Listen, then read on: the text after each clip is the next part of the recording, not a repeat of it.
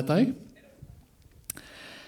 Alors, ce matin, j'ai le privilège de pouvoir, avec vous, j'aime toujours ça à chaque année, quand je peux prêcher dans le temps des fêtes, aborder les textes de la Nativité. En fait, on n'ira pas nécessairement dans le texte de la Nativité en tant que tel, mais on va dans les textes classiques, quand même, du temps des fêtes. Alors, le titre de mon message ce matin, c'est « Et si un ange apparaissait pour te le dire ?» Qui ici aimerait ça avoir l'apparition d'un ange pour lui annoncer une bonne nouvelle? Qui ici serait un peu surpris de voir un ange pour lui annoncer une bonne nouvelle? Moi aussi. Je pense que peut-être ma réaction serait un peu...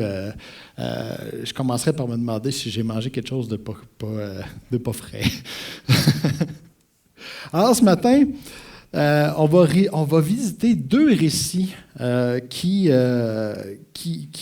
récits de conception, qui, en ce temps de Noël-là, c'est des récits qui sont classiques. Plusieurs d'entre nous, on a dû lire et entendre des dizaines de fois ces récits-là, ainsi que leur interprétation classique. Par contre, les textes de la conception et de la Nativité sont tellement ancrés dans les traditions de Noël que la tradition les a mythologisés. Okay? Grand mot, là, c'est devenu mythologique. Et un petit exercice que je vous propose de faire pendant le temps des fêtes qui pourrait être amusant, là, si vous voulez voir à quel point votre conception des textes de la Nativité sont mythologisés, prenez la crèche que vous avez en dessous du sapin, mettez-la sur la table de la cuisine et sortez les textes de la Nativité, lisez-les, et à mesure que vous lisez, écartez tous les éléments de la crèche que vous ne trouvez pas dans le texte. Vous allez voir à quel point il ne reste pas grand-chose à la fin. Okay? Juste pour vous donner un petit peu de nourriture pour ces pensées-là. Là. Le mot, par exemple, si on prend, mettons, l'expression « roi-mage », elle n'existe pas dans le texte. Dans le texte biblique original, le mot, c'est « magi », ce qui veut littéralement dire « magicien ». Alors, Jésus a eu la visite de magicien. Alors, c'est intéressant. Faites l'exercice, mais ce n'est pas ma prédication ce matin, c'était juste un petit encore. Alors, les textes-là sont devenus mythologisés, puis au point que quand on mythologise un texte, on en vient à perdre le vécu, l'humanité qui est dans le texte. On perd le vécu des gens qui sont dedans. Et c'est plus là-dessus qu'on va se concentrer ce matin. Les récits de l'annonce, la conception, la naissance, puis le début du ministère de Jean-Baptiste et de Jésus, ils ont été écrits par Luc. On va aller surtout dans le texte de Luc, dans Luc 1. Ils ont été écrits en parallèle, avec un objectif. Peut-être que vous ne le saviez pas, mais Luc était un écrivain très, très talentueux. Et il écrivait souvent, il y a beaucoup de textes bibliques qui sont là, que les textes sont écrits en miroir l'un de l'autre, pour démontrer des vérités théologiques. Et ça permettait de mettre en lumière tous ces petits détails-là quand on lit le texte en parallèle. Et dans le but de cette façon de faire-là de Luc, dans Luc 1, pour les deux récits de la Nativité, c'est de montrer que Jean-Baptiste était la fin de l'Ancienne Alliance. C'était le dernier prophète de l'Ancienne Alliance. Et que Jésus était l'arrivée de la Nouvelle Alliance. Et littéralement, leurs noms, Jean et Jésus, signifient leur mission, en fait. Jean signifiait, je l'ai écrit ici, excusez-moi, dans mes notes. Jean signifiait « Dieu fait grâce ». Et Jésus signifiait « Dieu est salut ». Donc Jean allait emmener la repentance, allait prêcher la repentance, la grâce de Dieu, et Jésus allait emmener le salut, qui allait accomplir cette repentance-là. Donc,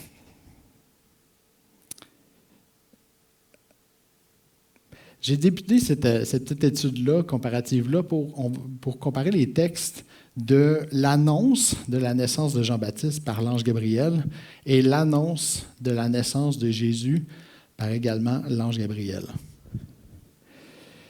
Et je vous encourage peut-être dans le temps des fêtes de continuer à explorer les textes de la Nativité plus loin, mais on n'aurait pas le temps ce matin de tout voir les textes de la Nativité, il y a tellement de détails, mais on va juste voir l'annonce de la naissance.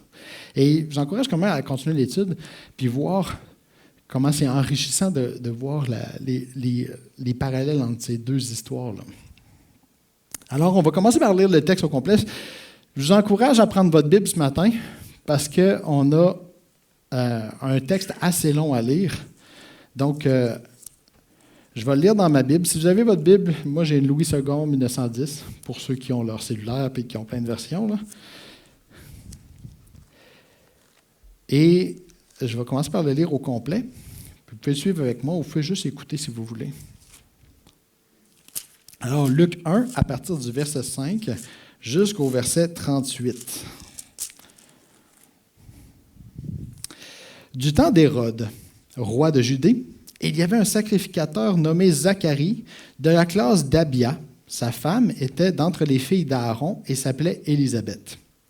Tous deux étaient justes devant Dieu, observant d'une manière irréprochable tous les commandements et toutes les ordonnances du Seigneur. Ils n'avaient point d'enfants parce qu'Élisabeth était stérile, et ils étaient l'un et l'autre avancés en âge. Or, pendant qu'il s'acquittait de ses fonctions devant Dieu selon le tour de sa classe, il fut appelé par le sort, d'après la règle du sacerdoce, à entrer dans le temple du Seigneur pour offrir le parfum.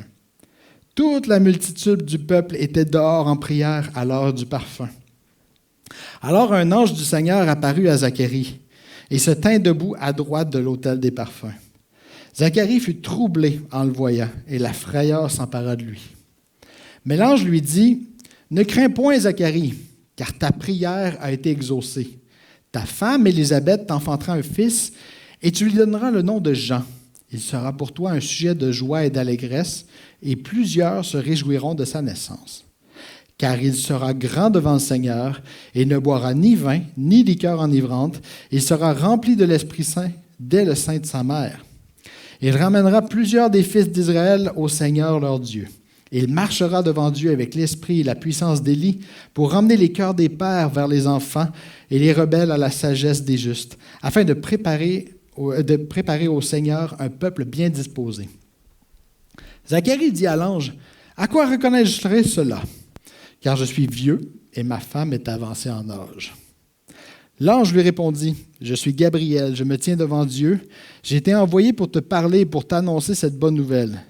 Et voici, tu seras muet et tu ne pourras parler jusqu'au jour où ces choses arriveront, parce que tu n'as pas cru à mes paroles qui s'accompliront en leur temps. » Cependant, le peuple attendait Zacharie, s'étonnait de ce qu'il restait si longtemps dans le temple. Quand il sortit, il ne put leur parler. Et ils comprirent qu'il avait eu une vision dans le temple. Il leur faisait des signes et il resta muet. Lorsque ses jours de service furent écoulés, il s'en alla chez lui. Quelque temps après, Élisabeth, sa femme, devint enceinte. Elle se cacha pendant 5 mois, disant, « C'est la grâce que le Seigneur m'a faite quand il a jeté les yeux sur moi pour ôter mon opprobre parmi les hommes. » Au 6e mois, l'ange Gabriel fut envoyé par Dieu dans une ville de Galilée nommée Nazareth, auprès d'une vierge fiancée à un homme de la maison de David, nommé Joseph. Le nom de la vierge était Marie. L'ange entra chez elle et il dit, « Je te salue, toi à qui une grâce a été faite. Le Seigneur est avec toi. » Troublée par cette parole, Marie se demandait ce que pouvait signifier une telle salutation. L'ange lui dit, « Ne crains point, Marie, car tu as trouvé grâce devant Dieu. Et voici, tu deviendras enceinte et tu enfanteras un fils, et tu lui donneras le nom de Jésus. Il sera grand et sera appelé Fils du Dieu Très-Haut, et le Seigneur Dieu lui donnera le trône de David, son père. Il régnera sur la maison de Jacob éternellement, et son règne n'aura point de fin. » Marie dit à l'ange, « Comment se fera-t-il, puisque je ne connais point d'homme? » L'ange lui répondit, « Le Saint-Esprit viendra sur toi, et la puissance du Très-Haut te couvrira de son ombre. C'est pourquoi le saint enfant qui naîtra de toi sera appelé Fils de Dieu. Voici, Élisabeth, ta parente, a conçu elle aussi un fils en sa vieillesse. Et celle qui était appelée stérile est dans son 6e mois, car rien n'est impossible à Dieu. Marie dit, « Je suis la servante du Seigneur, qu'il me soit fait selon ta parole. » Et l'ange la quitta. On a 2 récits qui sont similaires et très différents en même temps.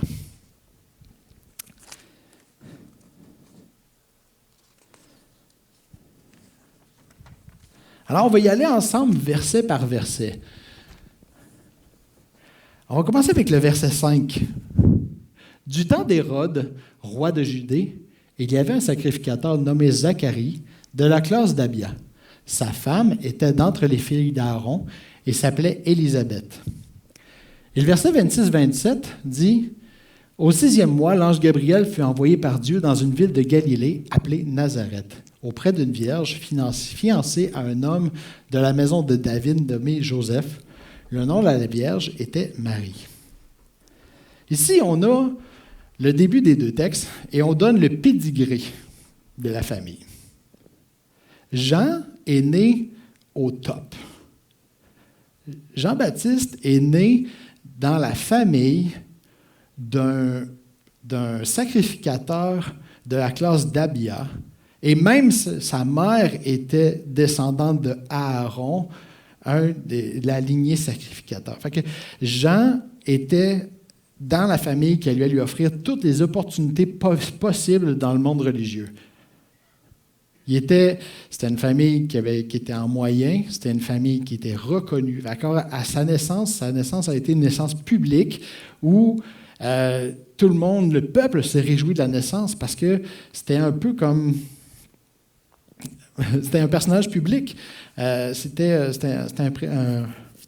un sacrificateur. Donc, il pouvait aller dans toutes les bonnes écoles. Puis on s'attendait à ce que Jean devienne sacrificateur lui aussi. C'était son héritage. On s'attendait à ce qu'il fasse des grandes choses au niveau spirituel. Jésus, par contre, est né dans le fin fond de la Beauce. Non, mais il est né dans le fin fond d'une région éloignée où, dans une famille ouvrière, qui, oui, était de descendance royale. Ça nous dit que Joseph était descendant de David. On a un autre texte aussi, dans un autre évangile, qui nous montre que Marie était descendante de David aussi. Donc, Jésus était de la lignée de David dans les 2 descendances. Pas son père et sa mère. Sauf qu'on est dans un contexte où il n'y a plus de roi en Israël. Le roi Hérode n'était pas un roi. Hérode c'était un politicien qui avait acheté la royauté d'Israël, mais ce n'était même pas un juif. OK? Vous avez une idée, là? Ce n'était pas un vrai roi. Son pouvoir était simplement lié à celui de Rome. C'est Rome qui lui donnait son pouvoir. Donc, on est dans un peuple où il n'y a plus de royauté. La lignée royale s'est terminée. Donc, Jésus est dans une famille ouvrière humble, dans un coin reculé. Ses débuts sont très inconnus, on peut dire. À part les bergers puis les gens qui étaient là à la naissance, puis les gens qui ont entendu la rumeur, ça n'a pas fait une grosse vague, la naissance de Jésus, là, comme celle de Jean a fait. Le village de Nazareth se trouve, pour vous mettre en contexte les distances, ça se trouve à 100 km au nord de Jérusalem. Donc, c'est un peu comme les Galiléens n'allaient pas très souvent à Jérusalem pour les événements religieux et tout ça. Ils devaient marcher 100 km. C'est un peu comme dans le temps de nos grands-parents en Beauce, là, où pour aller à Québec, ils devaient se rendre en cheval ou à pied. OK? Et là, ils arrivaient à Québec, puis tout le monde les regardait bizarre parce qu'il y avait de la boîte. D'où vient l'expression les jarrets noirs, hein? Parce qu'il y avait tous les jarrets des chevaux, étaient toutes pleines de boîtes parce qu'ils venaient de remonter. Puis il y avait un drôle d'accent, hein? L'accent beauceron. C'était des étrangers, des coutumes différentes. Pourtant, il y a juste 100 km. Mais 100 km à cette époque-là, c'est pas 100 km comme aujourd'hui. Il n'y avait pas d'autoroute, là. Fait que les Galiléens avaient un accent. On le voit dans le texte aussi quand Pierre renie Jésus, là, la servante, elle reconnaît que c'est un Galiléen à cause de son accent. Hein? Bon. Fait que, il y avait des coutumes différentes. Ils devaient, en plus, les Galiléens, une autre chose qui les retenait, c'est qu'ils devraient traverser, pour pouvoir se rendre à Jérusalem, ils devaient traverser la région de Samarie. Un peu comme les Beaucerons devaient traverser la région de Sainte-Marie, la dangereuse région de Sainte-Marie pour se rendre à Québec. Non, mais les Samaritains étaient des gens de qui on avait peur. C'était dangereux de traverser la Samarie. OK, on passe au prochain verset. Verset 6. Tous deux étaient justes devant Dieu, observant d'une manière irréprochable tous les commandements et toutes les ordonnances du Seigneur. Et du côté de Marie, l'ange entra chez elle et dit, « Je te salue, toi à qui une grâce a été faite, le Seigneur est avec toi. » On va au verset 30. L'ange lui dit, « Ne crains point, Marie, car tu as trouvé grâce devant Dieu. » Ici, Zacharie et Élisabeth sont trouvés justes sous la loi. Zacharie et Élisabeth sont montrés justes et irréprochables sous l'ordonnance de la loi de l'Ancienne Alliance. Marie, ici, est trouvée juste par grâce. Elle n'a pas le mérite. On ne dit pas qu'elle mérite, par son statut ou son obéissance à la loi, d'être la mère du Messie, mais que Dieu a trouvé, parce qu'elle a trouvé grâce devant Dieu. C'est encore une fois c'est encore une fois la caractéristique principale de l'Ancienne Alliance et de la Nouvelle Alliance. Une autre raison pourquoi aussi Luc prend le temps de spécifier que Zacharie et Élisabeth étaient irréprochables selon les commandements, c'est parce qu'à l'époque, la stérilité, on croyait que quand une femme était stérile, c'est elle ou son mari avait commis un péché secret puis que Dieu les punissait. Alors, Luc prend le temps de montrer que la stérilité d'Élisabeth n'était pas liée à un péché, mais que c'était le plan de Dieu. Et c'est important.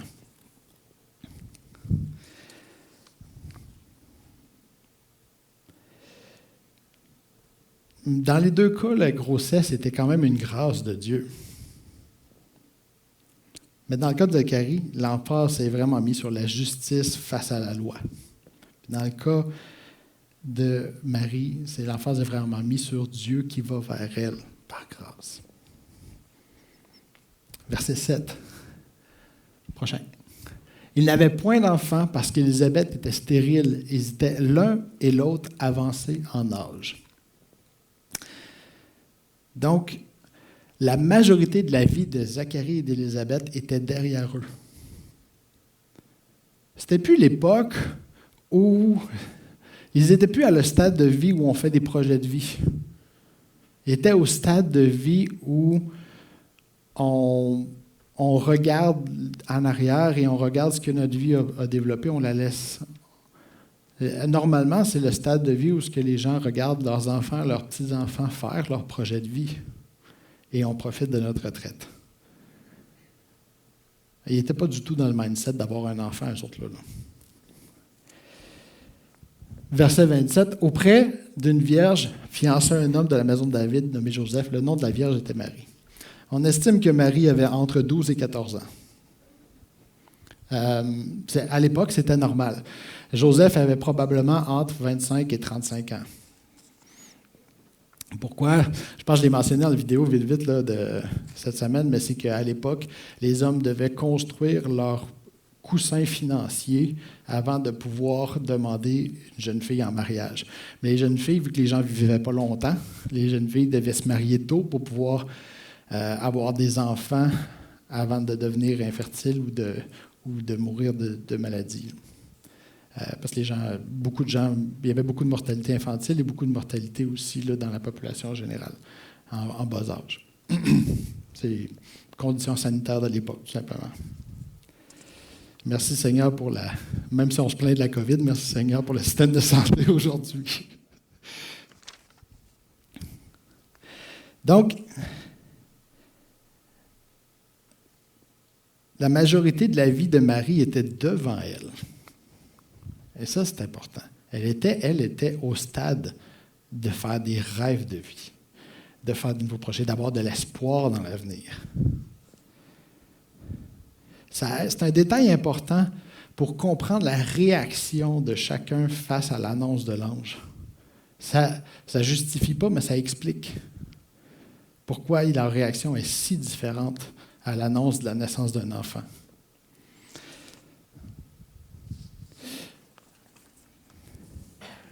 Verset 11.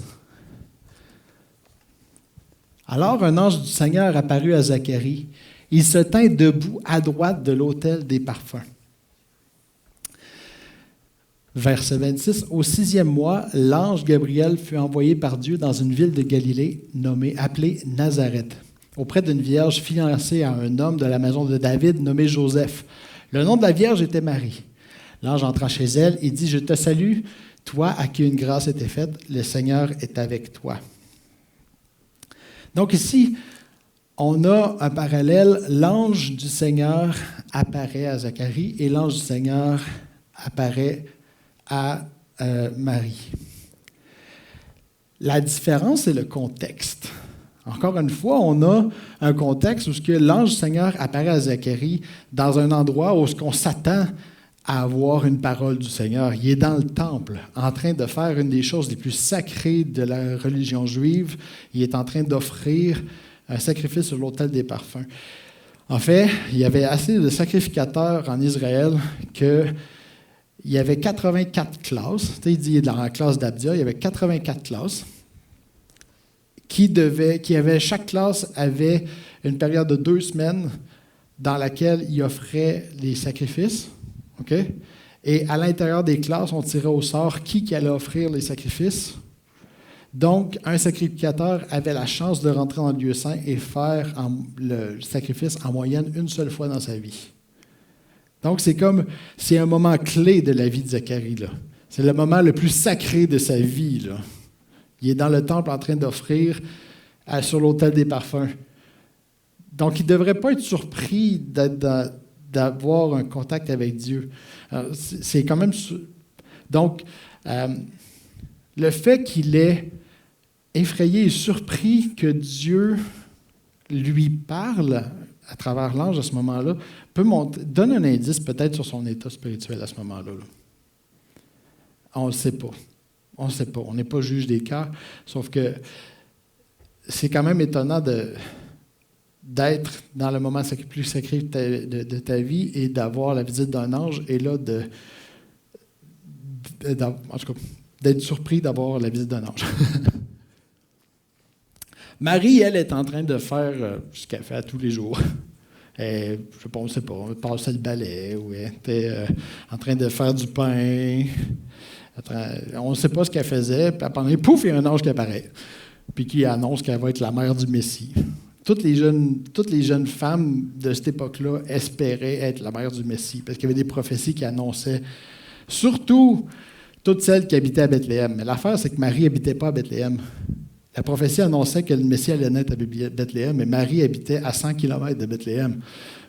Elle ne n'attendait peut-être pas non plus. Comment? Sûrement pas. Ça devait être assez surprenant.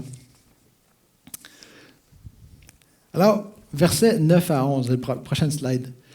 D'après la règle du sacerdoce, à entrer dans le temple du Seigneur pour offrir le parfum. Toute la multitude du peuple était dehors en prière à l'heure du parfum. Alors un ange du Seigneur apparut à Zacharie et se tint debout à droite de l'autel des parfums.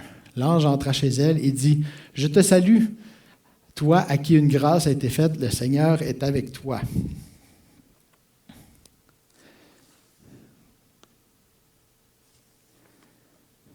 Zacharie, comme je pense que je l'ai déjà abordé, mais Zacharie est à l'apogée de sa carrière. Et l'annonce de naissance, à cause qui est dans ce moment-là et qui va sortir, parce que le peuple s'attendait, le peuple se tenait à l'extérieur. C'est que quand le sacrificateur sortait du temple, premièrement, ça ne devait pas durer longtemps. Il rentrait dans le temple, il faisait le sacrifice, il faisait une prière, et ensuite il ressortait et il donnait une bénédiction au peuple. C'était ça qu'il devait faire. Mais là, il rentre à l'intérieur du temple, et là, on n'entend plus parler de lui pendant de longues et longues et longues et longues minutes. La pensée des gens qui sont dehors, c'est il a dû faire quelque chose, puis Dieu l'a zappé. Il est mort.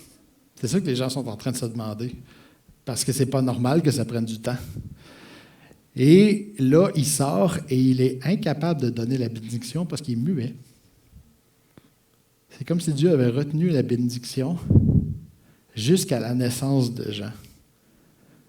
Et c'est à ce moment-là, si vous lisez le texte plus loin, que Zacharie fait son chant.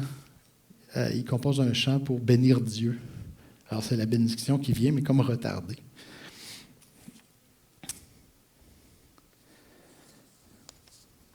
D'ailleurs, la naissance de Jean, comme je disais au début, a été très, très publique et très glorifiée, alors que Jésus, sa naissance a été très privée et très humble. Ça s'est passé juste en petite famille. Et c'est pour ça que Jean, plus tard, va dire « Il faut qu'il croisse et que je diminue ». C'est comme si la gloire a passé d'un à l'autre.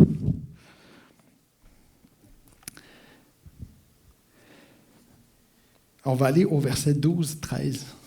Zacharie fut troublé en le voyant, et la frayeur s'empara de lui.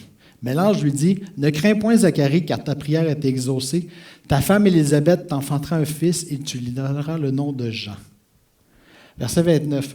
Troublée par cette parole, Marie se demandait ce que pouvait signifier une telle salutation. L'ange lui dit, « Ne crains point, Marie, car tu as trouvé grâce devant Dieu. » Alors, ici, les deux font le saut. Les deux, leur première réaction, c'est une réaction de crainte face à l'apparence d'un ange. Et d'ailleurs, si vous regardez dans les textes bibliques, dans l'Ancien Testament, pratiquement à chaque fois qu'un ange a apparu à quelqu'un, la personne pensait qu'elle allait mourir. C'est glorieux, la présence d'un ange, c'est imposant, c'est épeurant, mais c'est aussi, pour les gens dans l'Ancien Testament, c'était synonyme de la punition de Dieu, la condamnation de Dieu allait tomber. Là. Et, sauf que, il y a ici une différence dans les deux. Zacharie, regardez les mots ici. Zacharie fut troublé en le voyant et la frayeur s'empara de lui. Okay? Il est effrayé. Par exemple, Marie, ça dit troublée par cette parole. Marie n'est pas troublée, elle n'a pas besoin d'être rassurée par rapport à l'apparition de l'ange, mais elle a besoin d'être rassurée par rapport à ce que l'ange lui a dit. Parce que l'ange, en lui apparaissant, il a dit, je te salue, tu es bénie entre toutes les femmes. Puis là, elle fait comme, qui, moi? Je suis qui, moi? La petite fille de 14 ans du village qui est bien ordinaire pour mériter. Qu'est-ce que tu me veux, là? C'est ça, là, être troublé plus comme qu'est-ce que tu me veux? Que je vais mourir.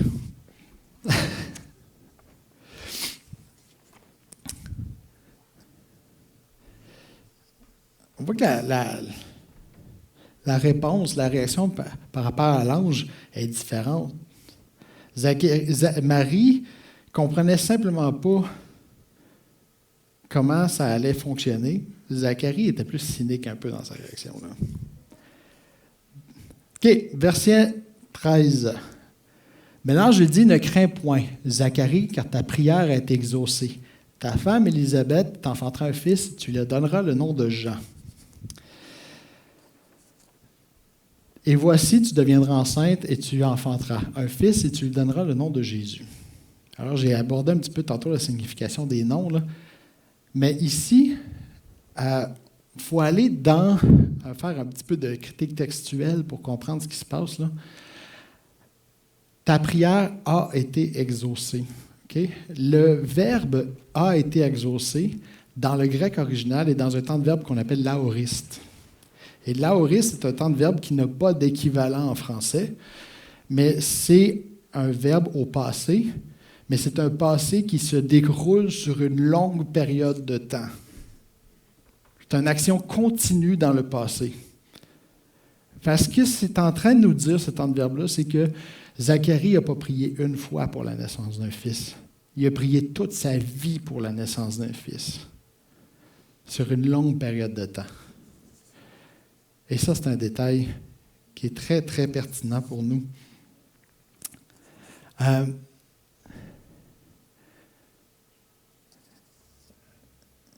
Ça dit aussi, c'est remarqué que Marie n'a pas prié pour la naissance d'un fils.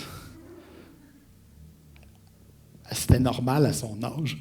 En fait, c'était pas normal parce qu'elle n'avait pas encore eu de relation. C'était pas supposé. Mais elle ne s'attendait pas à être infertile ou quoi que ce soit. Zacharie et Élisabeth se sont battus toute leur vie avec le stigma de l'infertilité.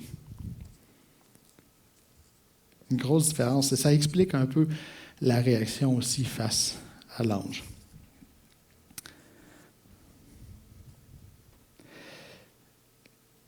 On peut comprendre si on extrapole un petit peu, là.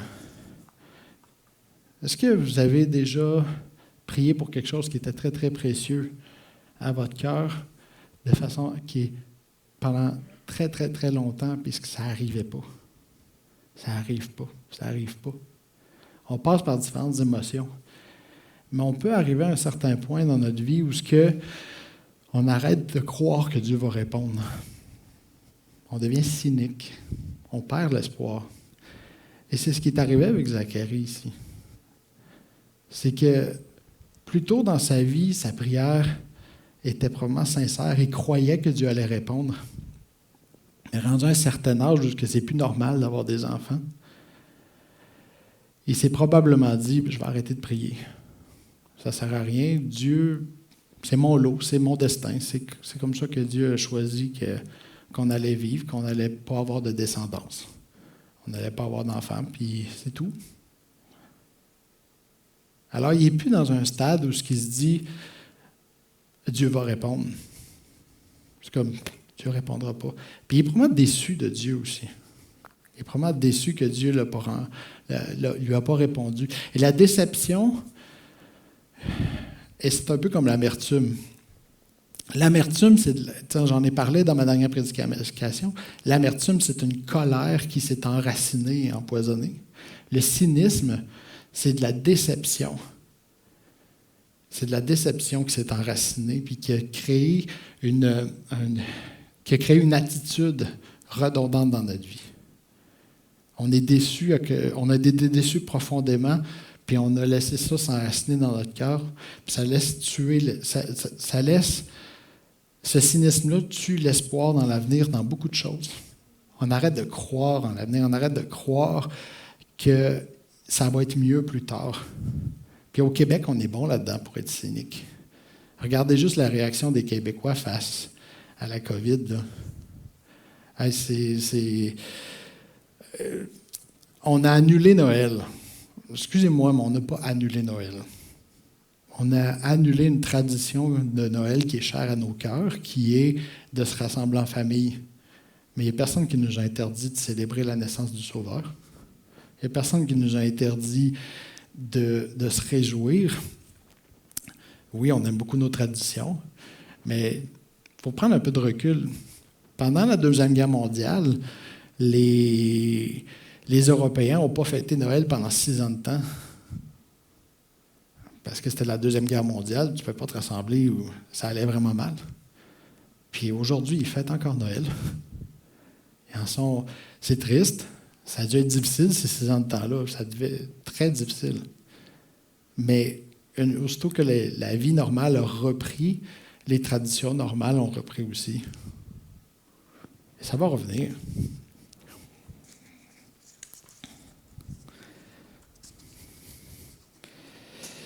Est-ce que dans ma vie, j'ai arrêté de croire que Dieu ferait des grandes choses?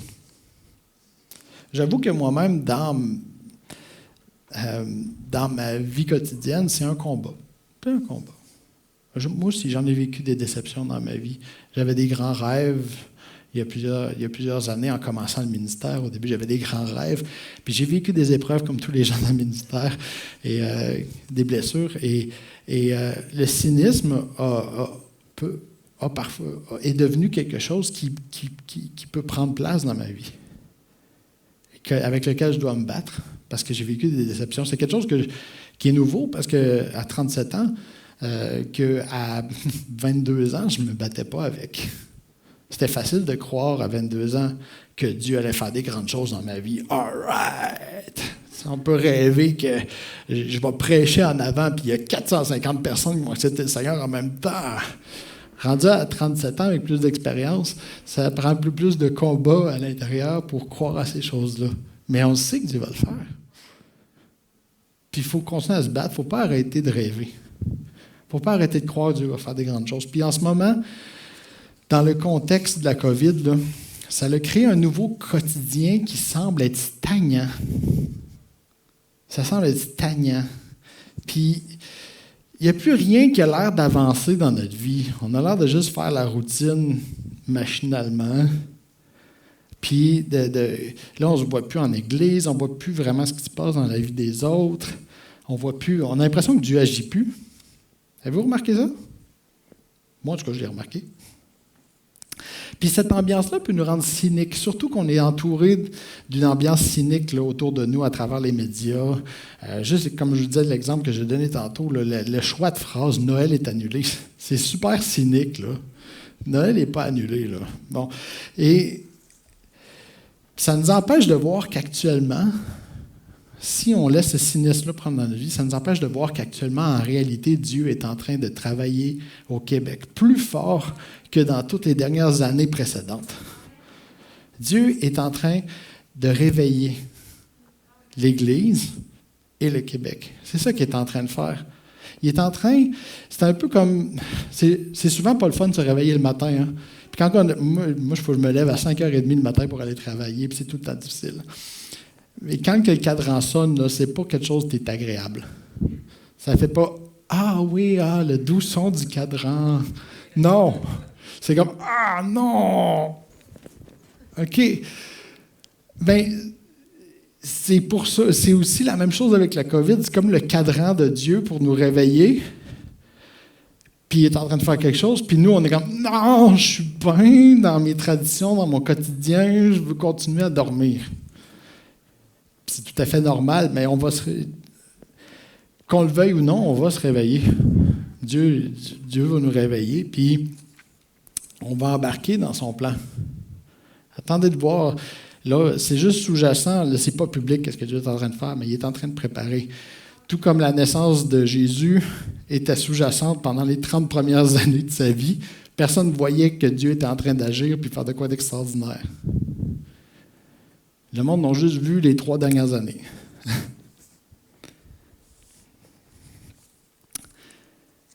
Alors, parenthèse fermée, verset 14. Mais l'ange lui dit, « Ne crains point, Zacharie, car ta prière est exaucée. Ta femme Élisabeth t'enfantera un fils et tu lui donneras le nom de Jean. Il sera pour toi un sujet de joie et d'allégresse, et plusieurs se réjouiront de sa naissance. Car il sera grand devant le Seigneur, et il ne boira ni vin ni liqueur enivrante, et il sera rempli de l'Esprit Saint dans le sein de sa mère.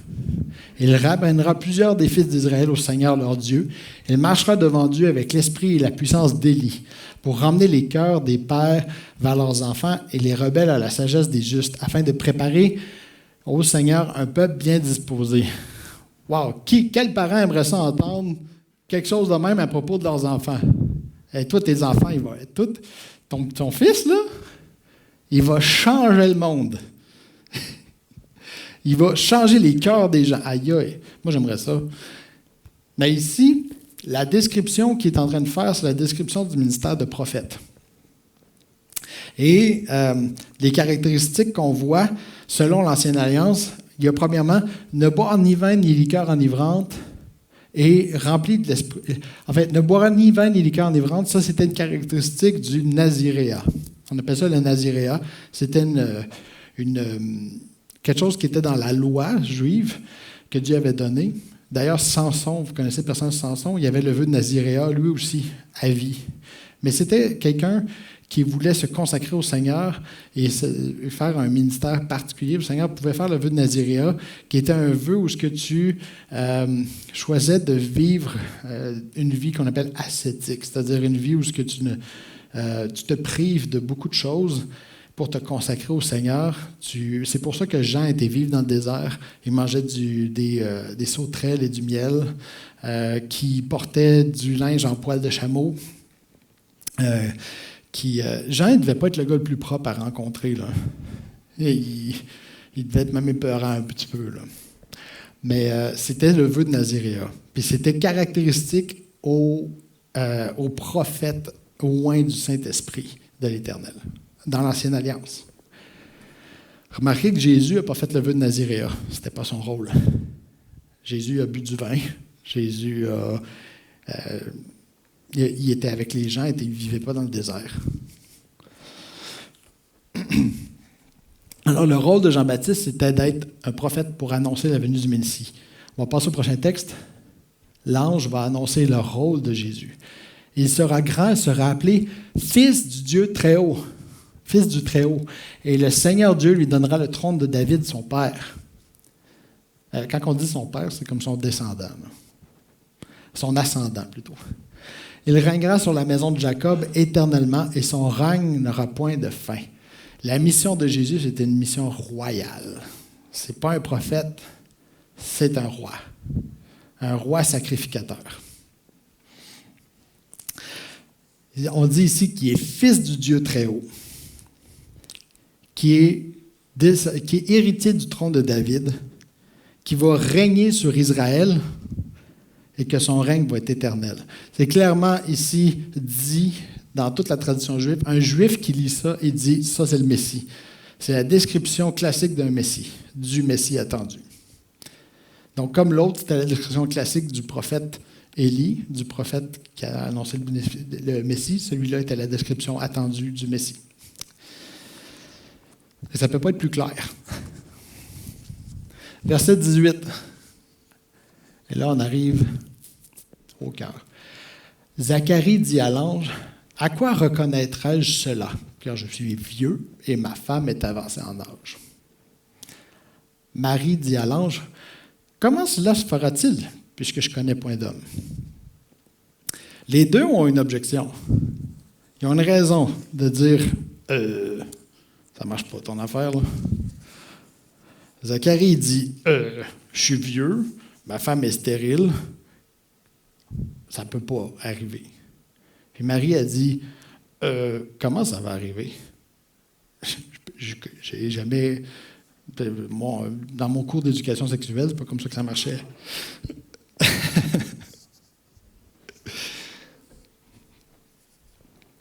La différence, c'est l'attitude en arrière. Parce que, remarquez que l'ange va punir Zacharie, puis l'ange va honorer la foi de Marie. Et les deux ont une objection. La différence, c'est l'attitude, la raison de la question. Zacharie, sa question, c'est une objection parce qu'il dit too late, là. Il est trop tard, là. Écoute, c'était il y a 25 ans que je t'attendais, là, pour me donner un enfant, là. Marie, elle a dit, OK, je ne comprends pas comment ça peut marcher. Explique-moi, s'il te plaît. Sa question est juste informative. Sa question, c'est pas une objection. Elle n'est pas en train de dire « Non, je ne te crois pas ». Elle est en train de dire « Je ne comprends pas ». C'est une grosse différence. Verset 19-20. L'ange lui répondit, « Je suis Gabriel, je me tiens devant Dieu. J'ai été envoyé pour te parler et pour t'annoncer cette bonne nouvelle. Et voici, tu seras muet et tu ne pourras parler jusqu'au jour où ces choses arriveront, parce que tu n'as pas cru à mes paroles qui s'accompliront en leur temps. » Voici, puis, verset 36, « Voici Élisabeth, ta parente, a conçu, elle aussi, un fils en sa vieillesse, et celle qui était appelée stérile est dans son 6e mois. Car rien n'est impossible à Dieu. » En réponse à l'objection, dans les deux cas, l'ange donne une preuve. Pour Zacharie, la preuve, c'est tu vas être muet. Tu vas être muet jusqu'à ce que ça arrive. Pour Marie, la preuve, c'est le miracle de Zacharie. Pour Marie, la preuve, c'est hey, regarde, fais-moi confiance. Dieu est capable de le faire. Regarde, ta cousine, là, tu sais, ta cousine qui était vieille et stérile, là, elle est enceinte. C'est ça ta preuve. Fait que fais-moi confiance, ça va bien aller.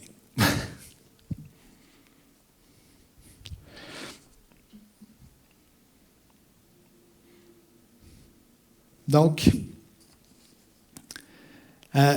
remarquez quelque chose qui est intéressant ici. C'est que dans les deux cas, qu'importe l'attitude, la volonté de Dieu s'est accomplie dans la vie de la personne. La volonté de Dieu ne dépend pas de nous. La volonté de Dieu ne dépend pas de notre attitude.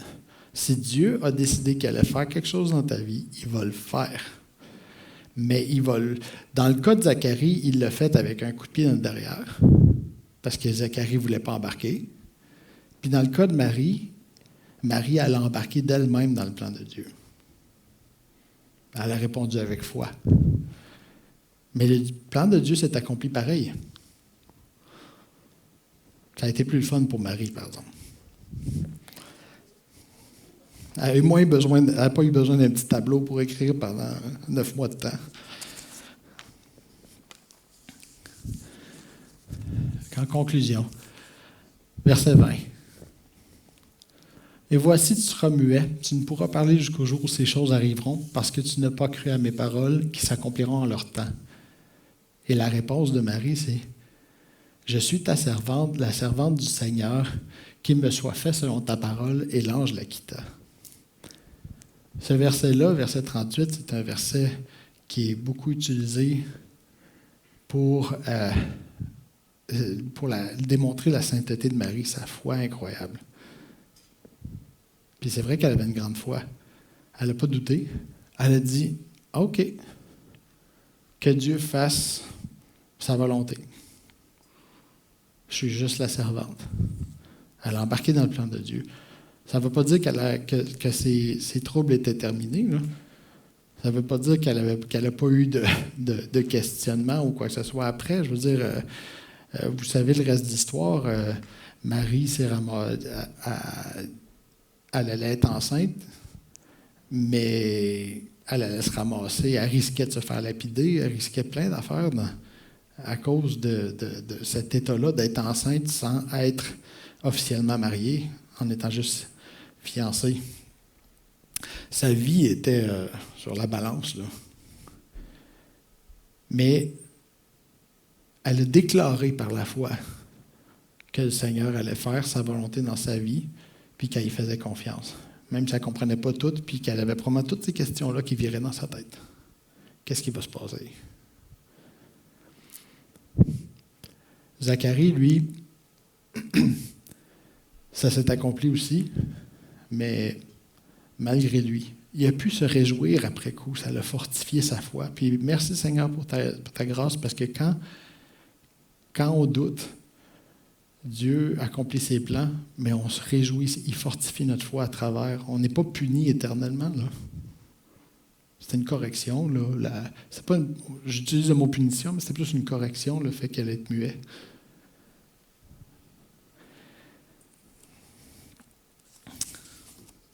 Peut-être, je vais faire un appel ce matin. Peut-être que Dieu vous a déjà fait des promesses. Vous savez, je pense à un autre cas dans la parole où la réponse de la visite d'un ange qui a annoncé la naissance d'un fils en âge avancé a été de rire. Vous parlez de qui je parle? Sarah et Abraham. Si vous allez dans Genèse 17, l'ange annonce à Abraham qu'il va avoir un fils et Abraham rit. Et vous allez un chapitre plus loin, l'ange visite Abraham Et Sarah est au bord est dans la tente, puis elle entend que l'ange dit l'année prochaine, tu vas avoir un fils, puis Sarah rit. Alors, on a un couple qui étaient toutes les deux cyniques. Pourquoi? Dieu leur avait promis qu'il allait avoir une descendance nombreuse. Ils étaient rendus à 100 ans. Pensez pas qu'ils n'avaient pas attendu cette promesse-là toute leur vie. Ils ont même essayé de le faire par leurs propres moyens, puis ça a été bien décevant. Quand on essaie d'accomplir la volonté de Dieu par nos moyens, c'est toujours décevant. Le plan de Dieu, il faut l'attendre, même si c'est long. Si on essaie de le forcer, on va être bien déçu et on va se faire mal. Puis c'est ça qui est arrivé à Sarah. Elle a essayé de forcer le plan de Dieu en donnant sa servante à Abraham. Puis ça a été bien décevant. Ça a fini en grosse chicane de famille. Puis ça a fini avec l'expulsion de la servante et de son fils dans le désert. Dieu a béni pareil. Dieu bénit pareil tout le temps. Mais peut-être que dans notre vie, on a reçu des promesses, puis ça fait longtemps. Puis ça ne s'est jamais accompli. Peut-être qu'on avait un rêve pour le Seigneur, qu'on avait commencé quelque chose dans notre vie, puis que ça a été écrasé par différentes circonstances.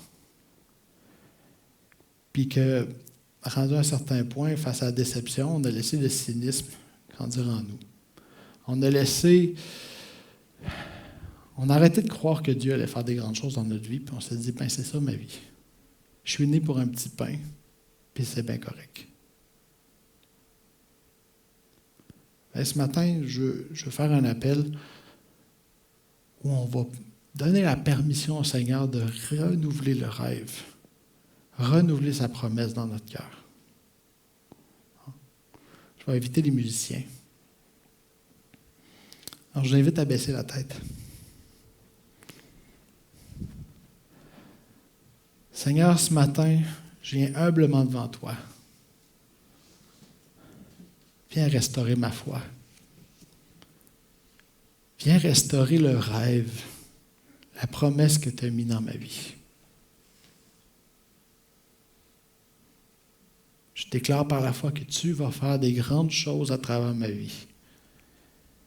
Je déclare par la foi que même si je ne le vois pas en ce moment, tu es en train de faire une œuvre incroyable qu'on va voir fleurir juste plus tard. Comme Marie. Je vais juste déclarer ce matin par la foi que je suis ton servant et que ta volonté s'accomplisse. Allège mon cœur avec l'espoir, avec le rêve. Pour que quand un ange ou ta parole va venir à moi, je n'ai pas à dire trop tard. C'était il y a 10 ans que je m'attendais à ce que tu viennes.